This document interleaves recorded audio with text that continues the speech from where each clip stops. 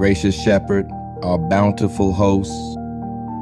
We worship you for your unfailing love and for the riches of grace you set before us, even when our hearts tremble among enemies.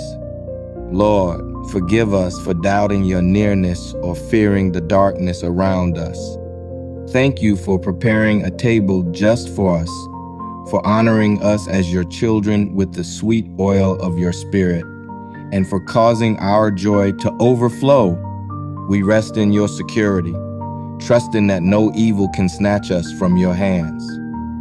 Embolden us to walk each day in this assurance, cultivating gratitude even in adversity. Renew our minds so we see beyond the threats and savor the feast you provide.